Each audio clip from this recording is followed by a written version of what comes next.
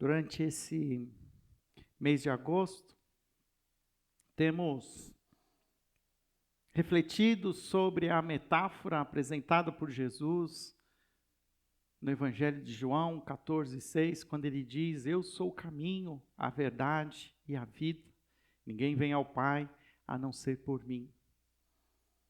Desde então, essa metáfora do caminho tem sido uma identidade para os cristãos. No livro de Atos, muitos são conhecidos como sendo seguidores do caminho agora com letra maiúscula, por ser esse caminho diferenciado, esse caminho que leva até o Pai e que traz o Pai até nós. Um caminho de mão dupla.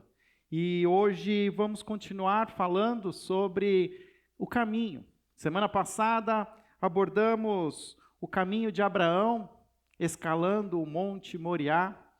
No meio da sua vida, da sua história, do seu caminho, ele encontra esse grande Monte Moriá como sendo a maior das provas que Abraão viveu. Abraão, conhecido como o pai da fé, teve a sua fé provada ao ser ali mandado por Deus sacrificar o seu filho Isaque. Interessante que começamos essa série falando sobre o próprio caminho de Jesus e seu caminho, o início do seu caminho aqui entre nós, quando depois de batizado, ele passa 40 dias no deserto e Satanás tenta trazer alguns atalhos para Jesus cumprir o seu ministério, atalhos estes diabólicos, atalhos estes oferecidos por Satanás, em que Jesus então nega com a palavra de Deus, ele se protege e ele ajusta o seu caminho e ele cumpre o seu chamado até o fim, chamado que o leva até a cruz. O caminho de Jesus foi um caminho que o direcionava para a cruz, para a nossa salvação. Começamos com Jesus.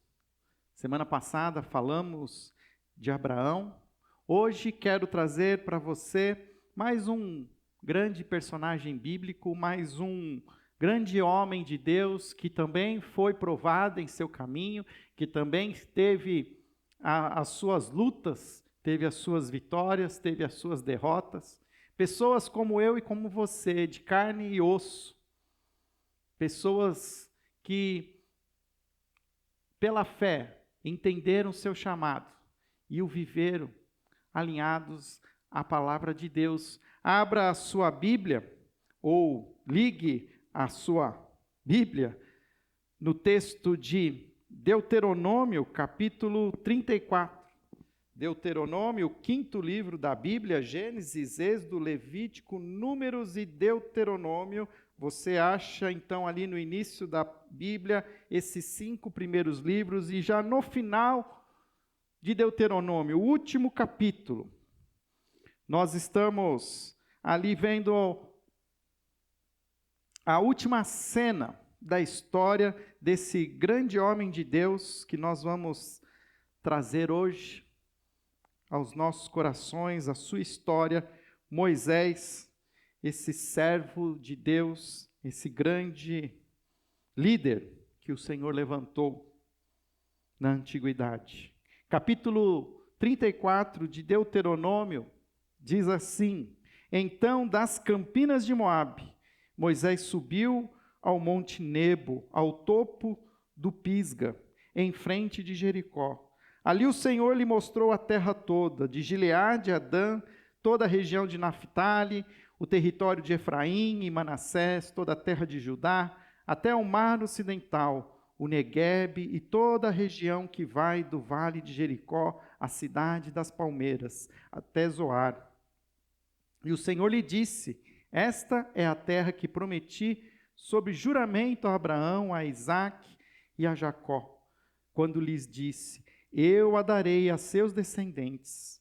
Permiti que você a visse com os seus próprios olhos, mas você não atravessará o rio, não entrará nela.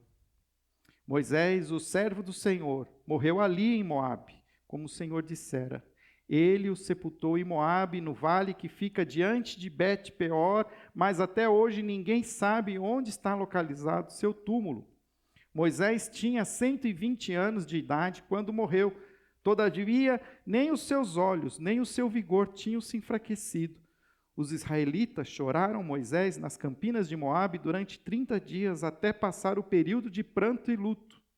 Ora, Josué, filho de Num, estava cheio do espírito de sabedoria, porque Moisés tinha imposto as suas mãos sobre ele, de modo que os israelitas lhe obedeceram e fizeram o que o Senhor tinha ordenado a Moisés. Em Israel nunca mais se levantou profeta como Moisés, a quem o Senhor conheceu face a face, e que fez todos aqueles sinais e maravilhas que o Senhor o tinha enviado para fazer no Egito, contra o faraó, contra todos os seus servos e contra toda a sua terra. Pois ninguém jamais mostrou tamanho poder como Moisés, nem executou os feitos temíveis que Moisés realizou aos olhos de todo o Israel. Se eu pudesse dar um título para este capítulo, o meu título seria O Caminho de Moisés nas Campinas de Moabe.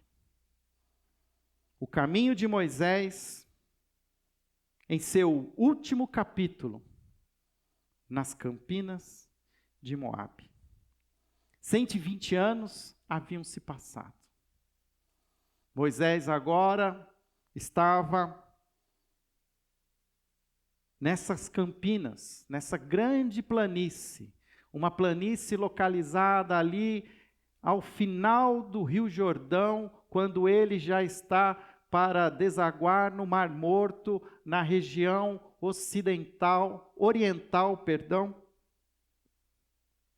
Ali, aquela região de Moabe, naquela grande planície, havia agora não mais um povo, não havia mais ali os hebreus, um povo tribalista, um povo que tinha uma história, mas agora ali nas campinas de Moabe, havia uma nação, a nação de Israel.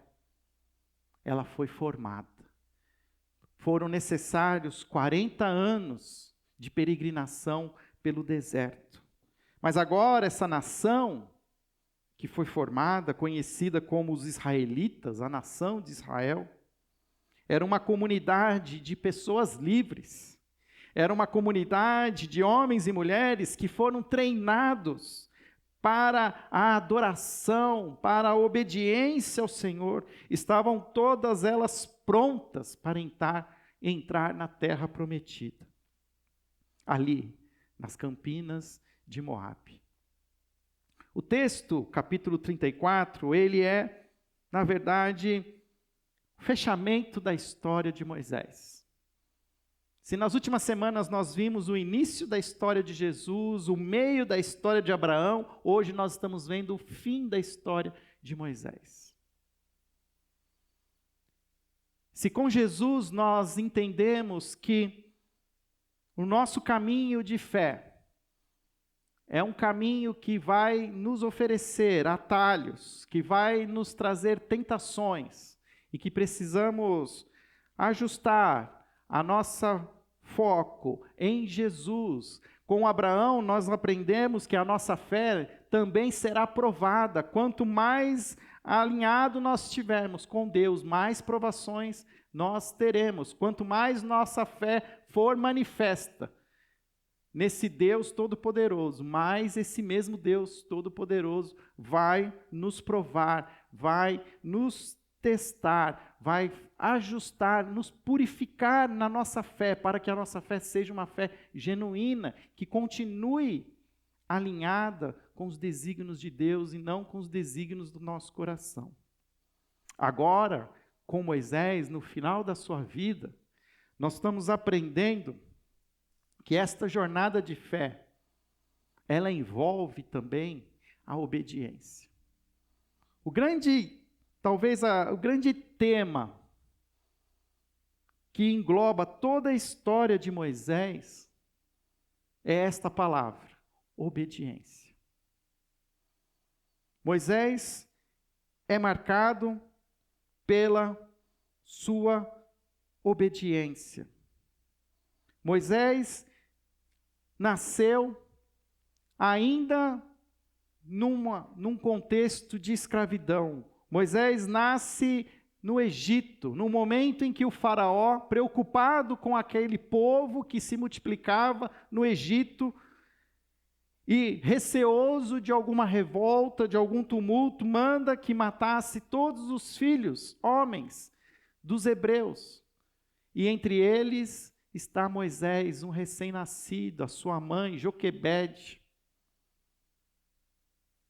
Não permite que ele seja morto, mas coloca Moisés num cesto de vime e o coloca para flutuar no rio Nilo, pede para que a irmã mais velha, Miriam, acompanhe, e você conhece essa história, a história do príncipe do Egito. Moisés, ainda bebê, é resgatado pela filha do faraó, é levado então para dentro do contexto de Faraó, com todas as suas, com toda a estrutura que aquele poderoso império tinha. Então Moisés ali é criado, ali ele é instruído. Curioso que a história de Moisés é uma história de 120 anos, uma história dividida em 3 períodos de 40 anos. Nos primeiros 40 anos, Moisés ele fica ali sendo cuidado pelos servos de Faraó, como um próprio filho de Faraó. Ali, como esse príncipe do Egito, ele é treinado, conhece as técnicas militares, as estratégias políticas, instruído em línguas, domina a arte da escrita, aprende tudo que um grande império acumulou de conhecimento, de poder. Mas o coração de Moisés sempre foi um coração ligado ao seu povo, ao povo hebreu. E aos 40 anos, o texto que inicia-se em Êxodo, a história de Moisés diz que ele andando, ele vê o seu povo sendo oprimido pelos egípcios. E num ataque de fúria, ele mata um desses opressores.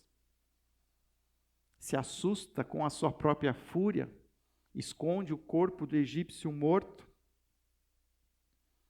E num outro dia, no dia seguinte, ele vendo 2 hebreus brigando, ele tenta apartar a briga, e um desses hebreus chega para ele e diz: quem colocou você como mediador entre nós? Você é um filho do faraó, você não sabe o que nós estamos vivendo, você não pisa nesse chão, aliás, você é um assassino de egípcios. Pensa que nós não sabemos quem matou aquele egípcio? E isso assusta de tal maneira Moisés, que Moisés, com medo de ser preso, e na verdade essa mesma informação chega até Faraó, que deseja não só prender Moisés, mas também matá-lo, porque entende-se que Faraó sabe do potencial perigoso que é ter Moisés liderando esse grupo, esse povo de hebreus. Ele manda matar, mas Moisés foge para uma região de Midian. E lá ele conhece uma família, conhece a sua esposa, e os próximos 40 anos da vida de Moisés é uma vida doméstica. é uma vida muito sem muita emoção, sem muita expectativa. A própria registros históricos e o texto não traz muitos detalhes. Mas tudo leva a crer que Moisés passou ali os próximos 40 anos cuidando dos rebanhos do seu sogro, cuidando da sua família, e provavelmente tinha uma pergunta que não calava em seu coração. Que provavelmente era: ó Senhor, o que queres tu de mim? Porque Moisés entendia a sua história, entendia a maneira milagrosa como ele foi resgatado quando nasceu, a maneira milagrosa como ele foi recuperado pela filha do faraó, pela maneira milagrosa como ele foi criado, e a ele foi dada a oportunidade de conhecer toda a estratégia e ter todas as informações daquele grande império e ali ser formado como um príncipe. E quando ele entendeu que ali, na plenitude da sua maturidade, aos 40 anos, ele estava pronto para usar tudo isso em favor do povo hebreu, acontece aquilo que nós dizemos nessa expressão popular, que ele enfiou os pés pelas mãos e as coisas desandaram e ele acabou fugindo para uma terra distante. E esses últimos 40 anos são 40 anos que nada acontece. São 40 anos que, de alguma maneira, ele sente-se que perdeu a oportunidade que Deus havia lhe dado de ser usado por ele. Mas o bonito da história é que a história de Moisés não termina aos 80 anos, como comumente hoje nos nossos dias, muitos de nós estamos encerrando o nosso tempo de vida próximo dessa idade.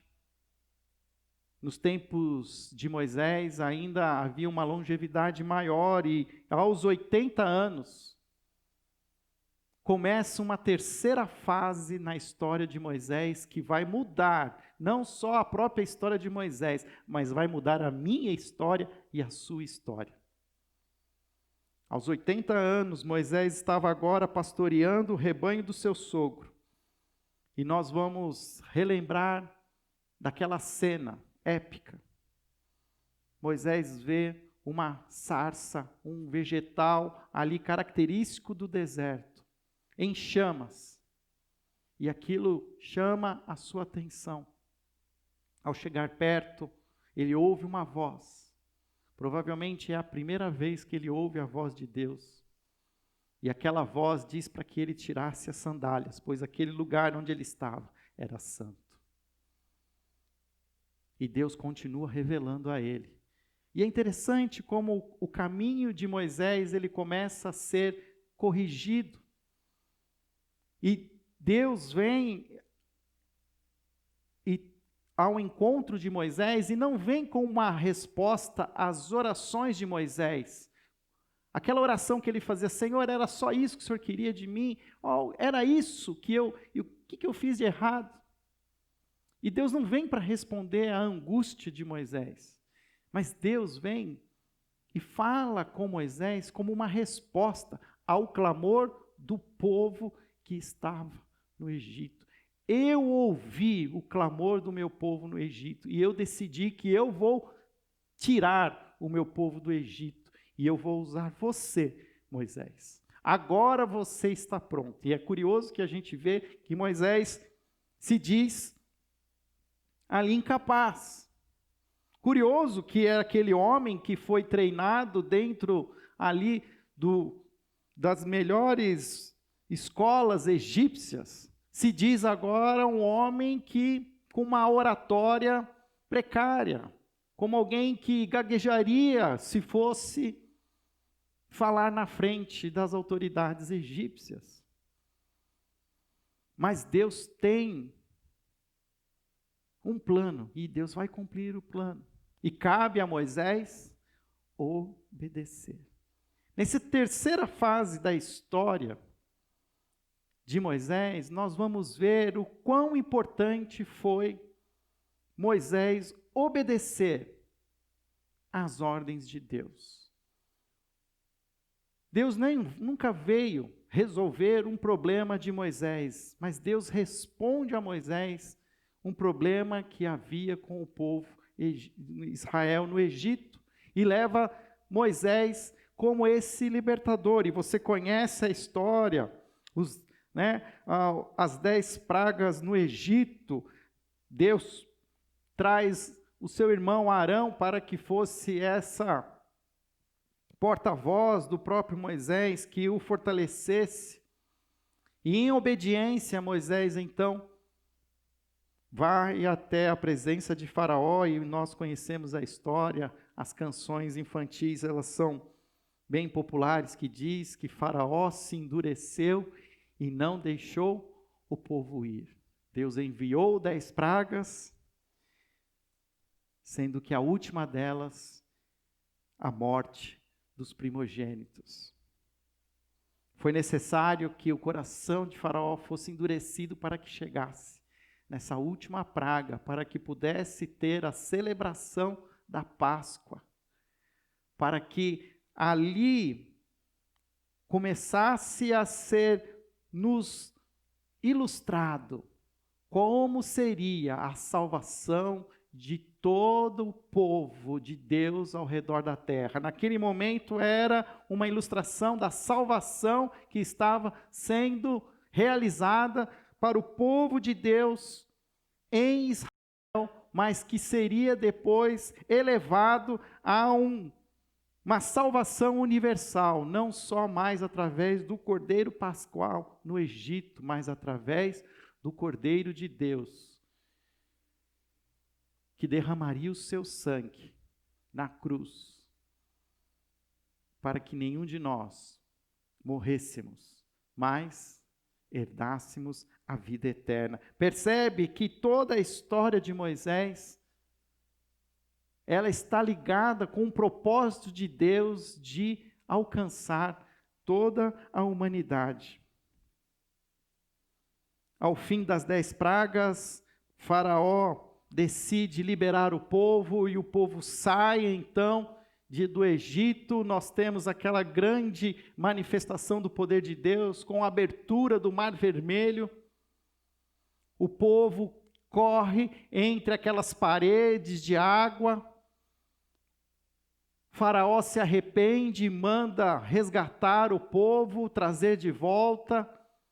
O povo corre ainda mais rápido, o exército egípcio entra ali entre aquelas paredes, e após o último israelita pôr os seus pés para fora daquela área alcançada pelo mar, aquelas paredes de águas desabam sobre o exército egípcio, fulminando ali o poder de Faraó. Ali havia agora um povo livre, um povo liberto, mas ainda um povo rebelde, um povo obstinado, um povo que precisava ser moldado. Curioso que após aquele livramento, Moisés começa a levar o povo até uma região conhecida como Cades Barneia. De Cades Barneia até Canaã era uma jornada de 11 dias. Aonde estava a terra prometida? A terra prometida a Abraão, Isaque e Jacó. Há 11 dias de caminhada.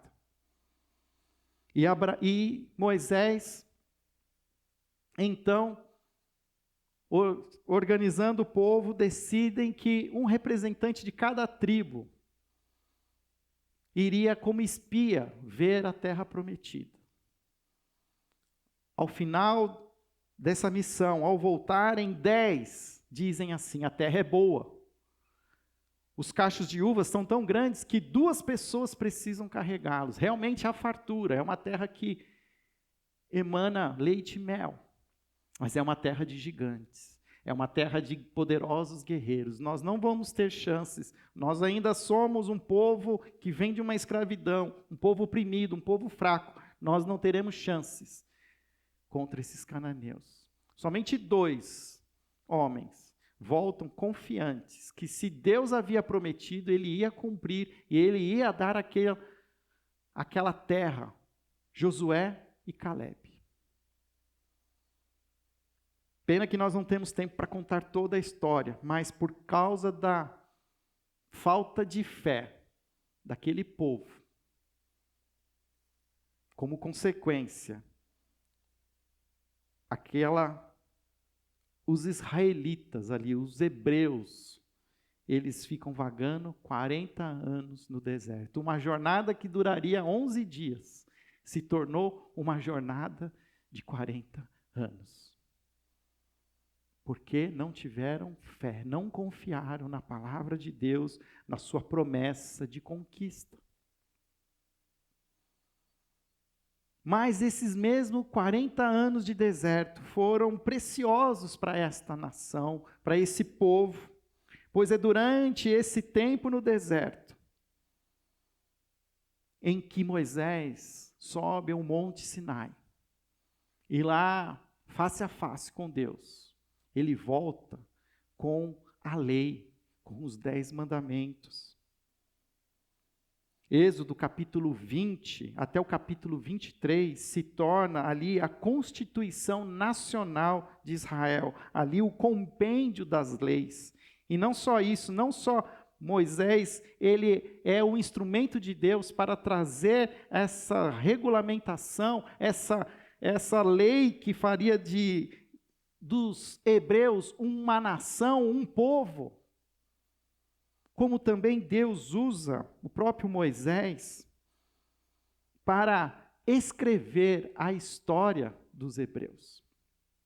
Caso você não saiba, Gênesis, Êxodo, Levítico e Números, Deuteronômio, os 5 primeiros livros da Bíblia, conhecidos como o Pentateuco, foram os livros escritos por Moisés. Não só o deserto foi ali um momento de refinar aquele povo e tornar uma nação, mas também foi ali um momento em que Moisés usou de todo o seu conhecimento, de toda a técnica que ele tinha de escrita, de narrativa, e ele pega toda aquela coleção de escritos, a tradição oral e todos os documentos que possivelmente já haviam sido escritos sobre todos os relatos, sobre a origem da humanidade, sobre Adão e Eva, sobre as histórias primitivas, as histórias ali do início da humanidade. Moisés vai fazendo essa coleção, esse compêndio.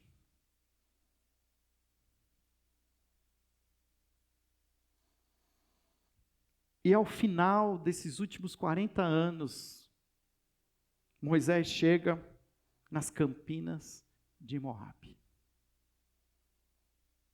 Uma história repleta de situações, de acontecimentos. Você é incentivado a ler essas histórias. E ao final, Moisés, entendendo ali, chega-se ao fim da sua jornada. Ele ainda escreve os seus últimos sermões, as suas últimas palavras. Na verdade, o livro de Deuteronômio é a coleção dos últimos sermões de Moisés. É como se Moisés, entendendo que a jornada de Israel continuaria, mas que ele agora não estaria mais com o seu povo. Seria dado agora, o cajado seria passado para Josué, e Moisés ficaria. Mas ele não pode deixar de relembrar o povo de tudo aquilo que Deus revelou a eles no deserto. E é curioso você ver o livro de Deuteronômio como há uma repetição da história, há uma repetição dos 10 mandamentos, há ali um texto extremamente importante até hoje para todo judeu, o Shema Israel, ouça Israel, Deuteronômio 6,4, ouça Israel, o Senhor, o seu Deus é o único Senhor. Texto hoje que é proclamado por todo judeu até hoje, como uma profissão de fé, onde ele ajusta o seu foco e diz que Deus é o seu único Deus. Tudo isso como parte desse legado que Moisés deixa para o povo. Se fôssemos fazer um filme, e fizeram muitos filmes sobre a vida de Moisés, eu daria destaque para esse fim, para um final épico, um final, uma cena de cinema. Toda a história ela se torna ainda mais cativante com uma boa trilha sonora. E agora Moisés, ele está no fim da sua vida. Ele é elevado, ele sobe a montanha. O capítulo 34 diz que Moisés subiu ao Monte Nebo, e no topo de Pisga, em frente de Jericó, ali o Senhor lhe mostrou toda a terra, de Gileade a Adã, toda a região de Naftali, o território de Efraim, Manassés, toda a terra de Judá, até o mar ocidental, o Neguebe, toda a região que vai do vale de Jericó, a cidade das palmeiras até Zoar. E o Senhor lhe disse: esta é a terra que prometi sob juramento a Abraão, a Isaque e a Jacó, quando lhes disse: eu darei aos seus descendentes. Permiti que você a visse com seus próprios olhos, mas você não atravessará o rio, não entrará nela.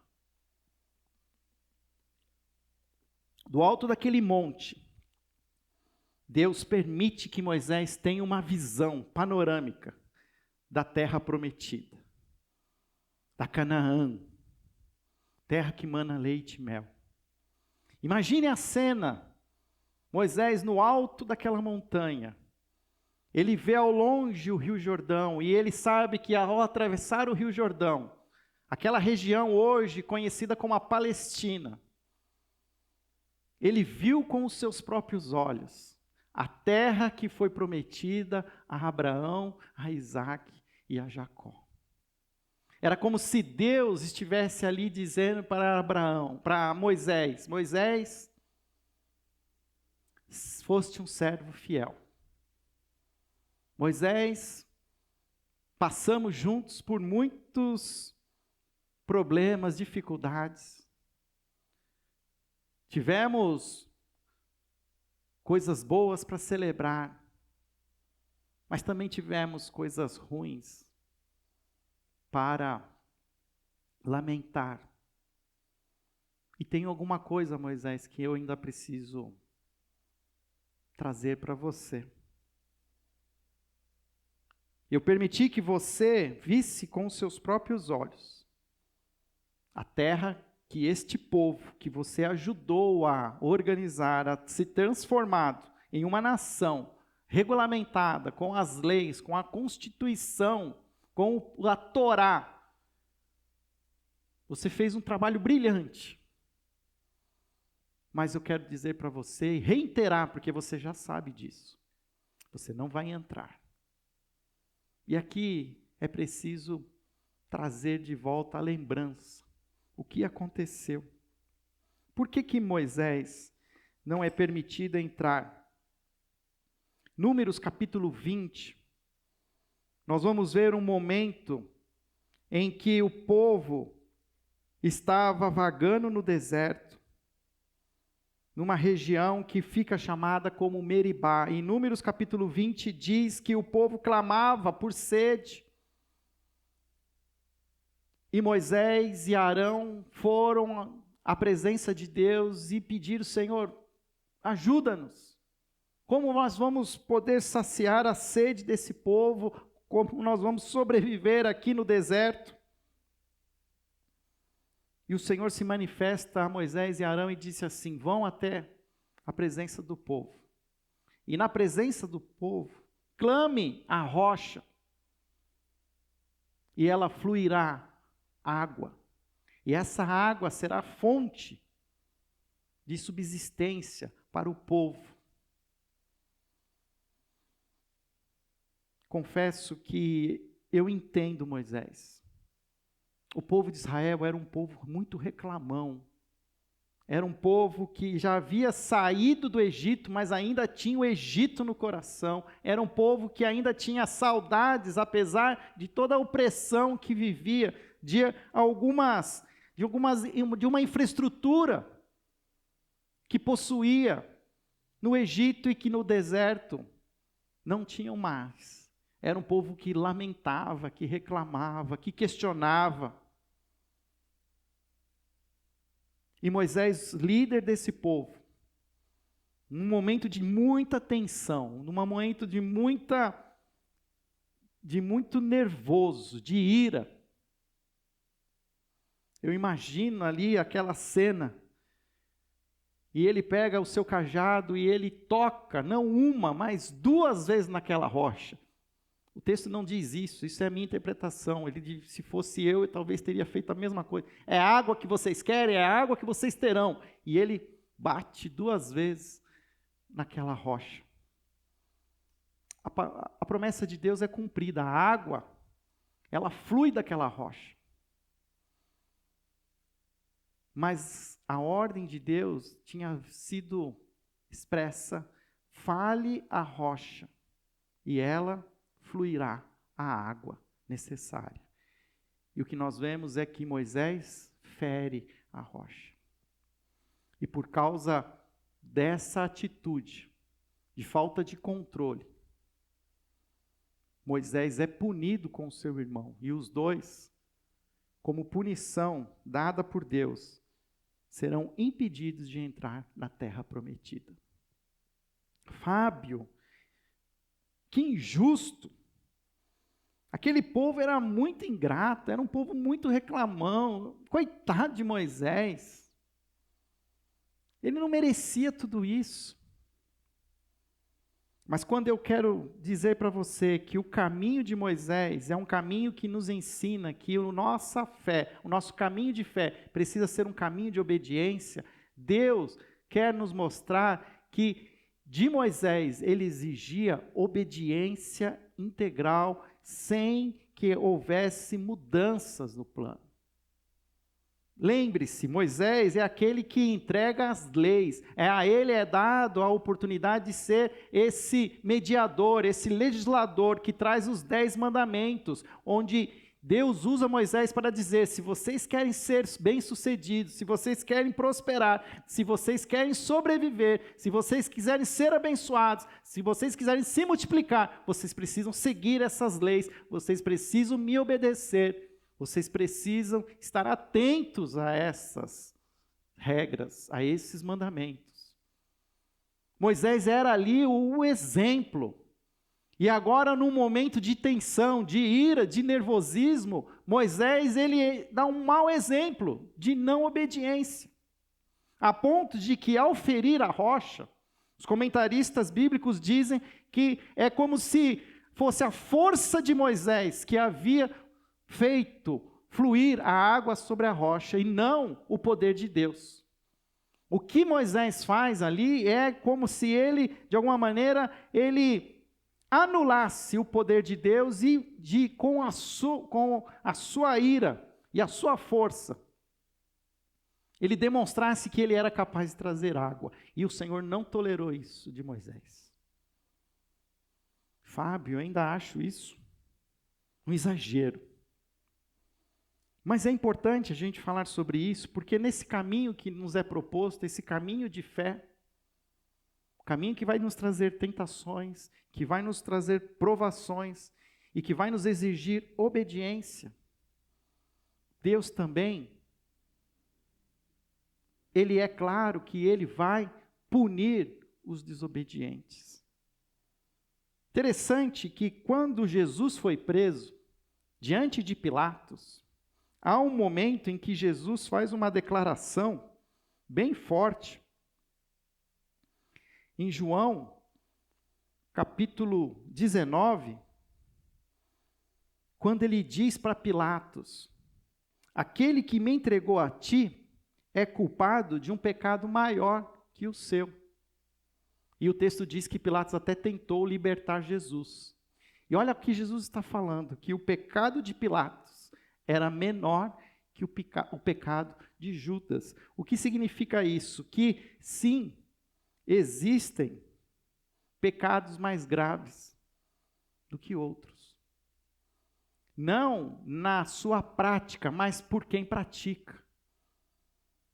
Para os discípulos de Jesus, aqueles que quiserem seguir o caminho de Jesus, é exigida uma obediência integral e será punida a desobediência, trazendo consequências até mesmo mortais.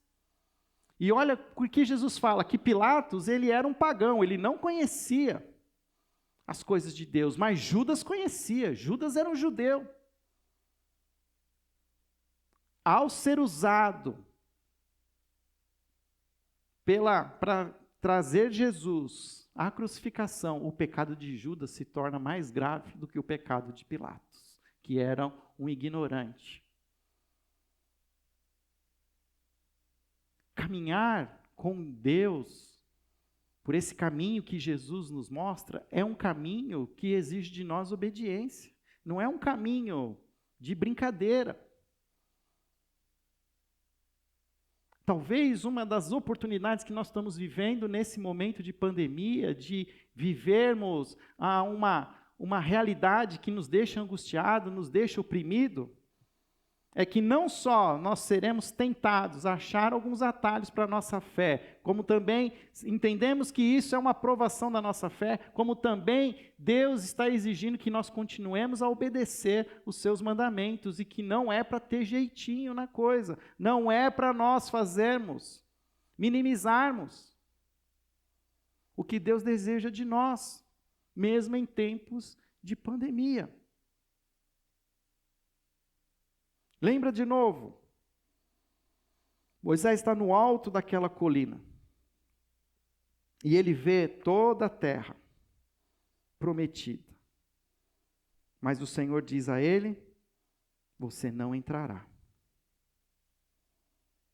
Versículo 5 do capítulo 34 diz assim, Moisés, o servo do Senhor, morreu ali em Moabe, como o Senhor dissera, ele o sepultou em Moabe, no vale que fica diante de Bet-peor, mas até hoje ninguém sabe onde está localizado seu túmulo. Moisés tinha 120 anos de idade quando morreu, todavia nem os seus olhos, nem o seu vigor tinham se enfraquecido. Os israelitas choraram Moisés nas campinas de Moabe durante 30 dias, até passar o período de pranto e luto. A dor pela perda da presença de Moisés entre o povo foi tão grande que o luto durou 30 dias. Costumeiramente se durava 3 dias, 2 dias, quanto mais uma semana, mas ali foi um momento tão traumático para o povo de Israel, que eles prantearam a morte de Moisés por 30 dias. E um detalhe a mais, diz que quando Moisés estava ali com 120 anos de idade, os seus olhos ainda tinham vigor, né?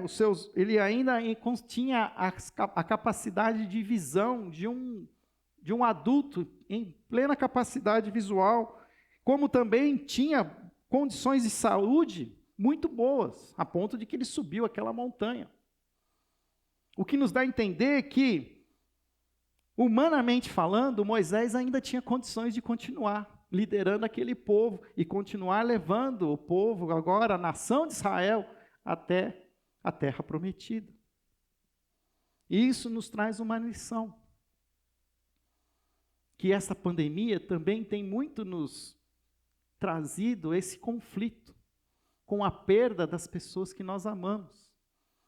Pessoas que estão plenas no seu vigor físico e de uma hora para outra são consumidas por esse vírus ou por uma outra doença. Pessoas que estavam indo bem, vivendo as suas vidas e com um futuro ainda brilhante pela frente. E que Deus, na sua soberania, na sua sabedoria, Ele decide, é a hora de partir. se nós depositamos a nossa fé em Deus, se nós colocamos diante dele a nossa vida, e obedecemos a esse chamado e caminhamos com ele, nós precisamos também obedecer o seu chamado para voltar à casa do Pai. Aos olhos humanos, nós podemos pensar assim: puxa, que pena de Moisés. Puxa, agora que estava tudo pronto para ele poder entrar, ele fica para fora. Esses são os nossos olhos humanos. A gente sempre vai olhar que podia ter feito mais alguma coisa, podia ter experimentado mais, podia ter feito alguma coisa, podia. Dá tempo de mais alguma coisa. Mas o que nós vamos ver é que Deus falou assim: Moisés, a sua história já acabou. Você fica aqui comigo. Moisés não perde, Moisés ganha. Moisés ganha a presença de Deus. Até então, Moisés é conhecido como sendo aquele que conhecia a Deus face a face. Mas ele conhecia as costas de Deus, ele não conhecia o todo Deus. Agora Moisés tem o privilégio de conhecer Deus plenamente. Se o povo de Israel iria conhecer a terra prometida, Moisés ia conhecer Deus. O que é melhor? O que é melhor?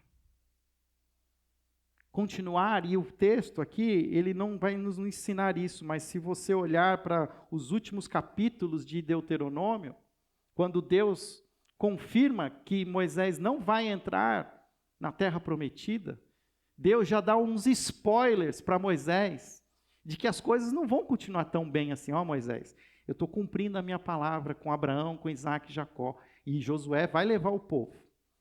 Fique tranquilo, eles vão chegar lá, eles vão se espalhar, eles vão construir as suas casas, eles vão se estabelecer, eles vão crescer, eles vão ser abençoados. Mas vai chegar uma hora, Moisés, em que eles vão se esquecer de mim. Eles vão me dar as costas. Eles vão ser atraídos por outros ídolos. E eu vou ter que corrigi-los. Eu vou ter que abandoná-los, eu vou ter que permitir que outros subjuguem.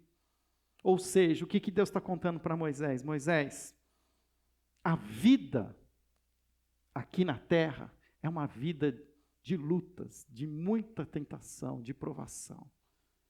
É uma vida que uma hora você está bem e uma outra hora você está mal. É uma hora que tudo dá certo e uma hora que tudo dá errado. Essa é a vida, Moisés. Ela não acaba aqui. Ela continua, mas não para você acabou. Você fez a sua parte. Servo bom e fiel. Foste fiel, sobre o pouco, sobre o muito te colocarei. Entra aqui, na presença do seu Senhor. Tanto que o texto diz, versículo 5, que Moisés é chamado de o servo do Senhor. Servo do Senhor. Aquele que foi usado como instrumento para fazer a vontade de Deus. O versículo 2 é o epitáfio, é aquilo que se tivesse um monumento para Moisés, era isso que teria sido escrito: em Israel nunca mais se levantou profeta como Moisés, a quem o Senhor conheceu face a face, e que fez todos aqueles sinais e maravilhas que o Senhor tinha enviado para fazer no Egito contra Faraó, contra todos os seus servos e contra toda a terra, pois ninguém jamais mostrou tamanho poder como Moisés, nem executou os feitos temíveis que Moisés realizou aos olhos de todo o Israel. Qual é o legado de Moisés? O que podemos aprender com o caminho de Moisés até as campinas de Moabe? Moisés cumpriu o seu propósito, combateu o bom combate. 2 Timóteo 4, 6, Paulo mesmo diz que para mim o viver é Cristo e o morrer é lucro. Moisés cumpriu o seu propósito como servo de Deus.